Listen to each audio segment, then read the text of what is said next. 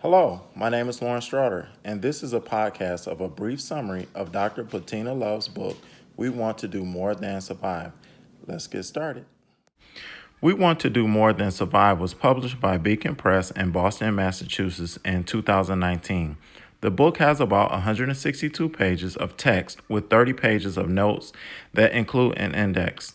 It costs about $17 or $18 on Amazon.com. Dr. Love grew up in inner city Rochester, New York, and attended subpar schools that did not prepare her academically for college. She earned a degree in education, but her training prepared her to teach students at a surface level and to perpetuate dark suffering in America. After a short time teaching, Dr. Love sought and earned a PhD in education with the goal of improving teacher preparation programs. Dr. Bettina Love is now an award-winning author and associate professor of education theory and practice at the University of Georgia. Dr. Love's research focuses on ways in which urban youth form social, cultural, and political identities to create new and sustaining ways of thinking about urban education and intersectional social justice.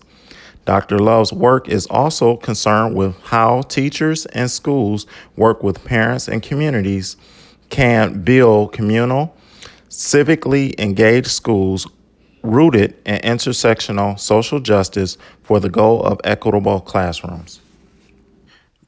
Mandy Manning, 2018 National Teacher of the Year, said, "This book is exactly what we need, a powerful indictment of our educational system as an industry that robs dark children of their potential."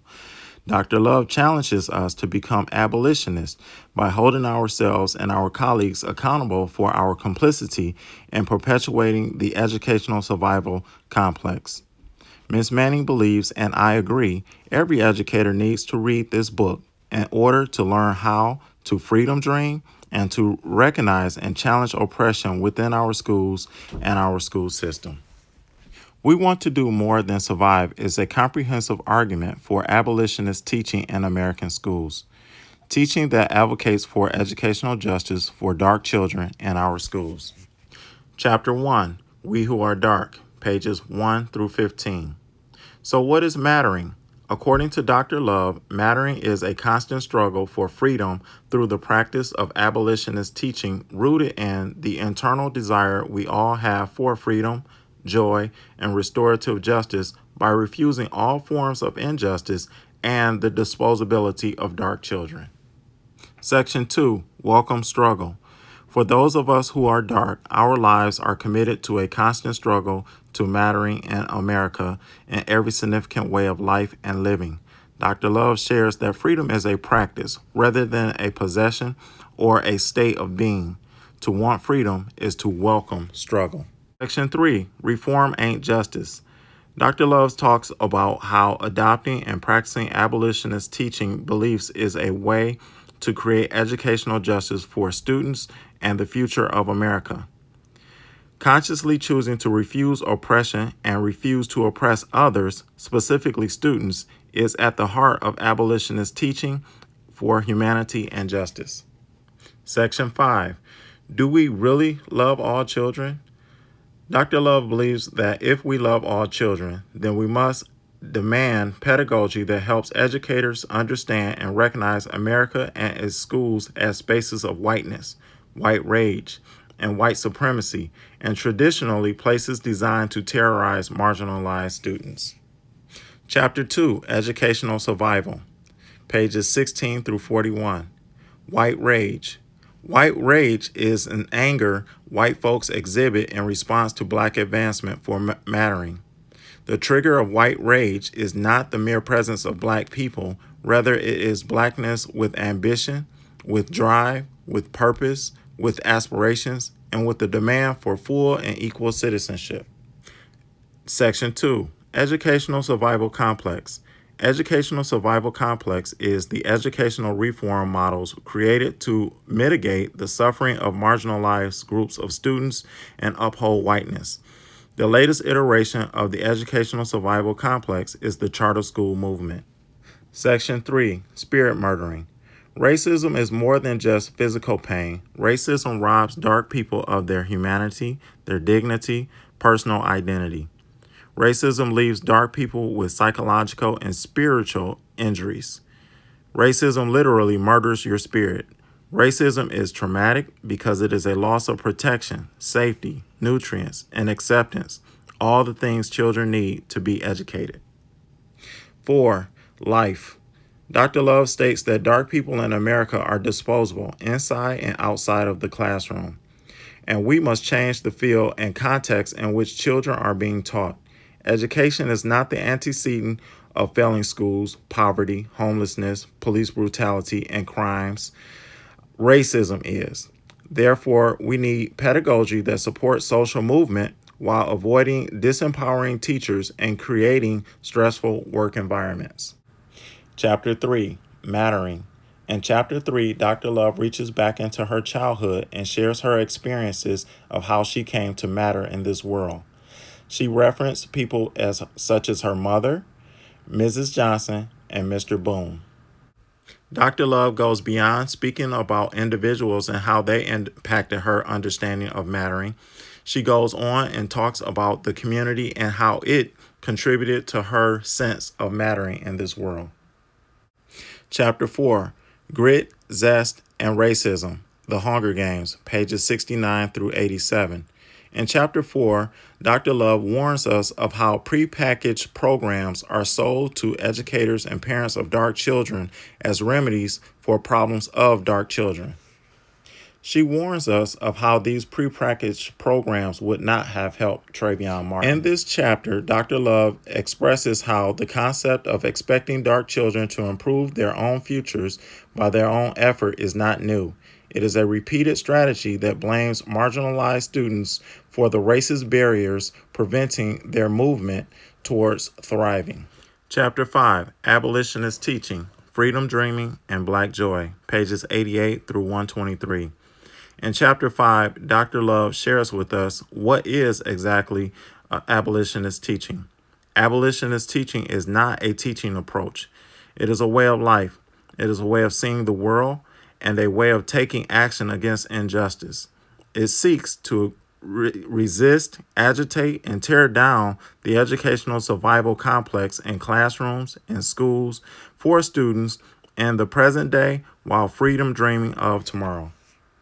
The work of abolitionist teaching moves beyond gimmicks and quick fixes to examine the root cause of the educational survival complex. It teaches from a place of love and sharp criticism of anti-darkness everywhere and activism. Chapter 6, Theory over Gimmicks, Finding Your North Star, pages 124 through 148. Theory is a North Star that provides direction in the midst of doing the work of abolitionist teaching. Theory does not solve issues, but theory gives you the language to fight, the knowledge to stand on, and the humble reality of what intersectional social justice is up against. In Chapter 6, Dr. Love also begins to unpack how LGBTQ people are marginalized in this country and advocates for queer studies as a lens for liberation, freedom, and abolitionism. Dr. Love ends Chapter 6 by sharing what she has learned. The struggle for educational freedom does not somehow vanish when you apply theory, but your barriers are no longer hidden in plain sight. Now you have the language, the understanding, and hopefully co-conspirators not only to fight, but also to demand what is needed for dark children to thrive. Theory explains what we see, and it can take the whiteness glasses off of our eyes. Chapter 7, We Gonna Be All Right, but That Ain't All Right. In Chapter 7, Dr. Love warns us of how hard it is to be an abolitionist. She tells us we must be well. Wellness is wisdom, and being well is hard work. As abolitionists, we must be well. We cannot settle for just being all right. Wellness is a part of social justice work. There must be an inner life that refuses to be treated less than human. She goes on to talk about the concept of white wellness. White wellness requires white folks practicing abolitionist teaching to put something on the line in the name of justice. White abolitionists must genuinely want dark folks to thrive and must be willing to give up power and position in order for dark folks to do so.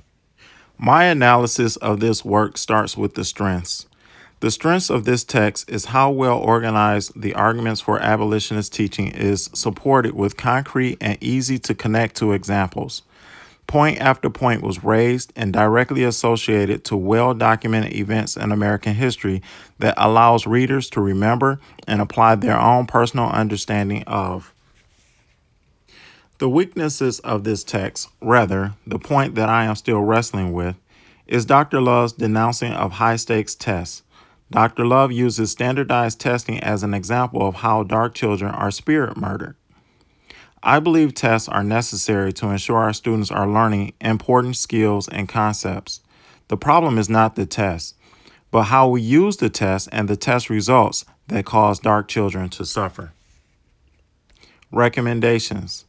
We Want to Do More Than Survive is a book written for every educator and educational decision maker in America. The text provides many points of entry and places to connect with the work necessary to improve and reinvent our schools to meet the needs of our most marginalized students. This book has been written for people who are ready to do the work of abolitionist teaching and provides many ideas of how to do that work.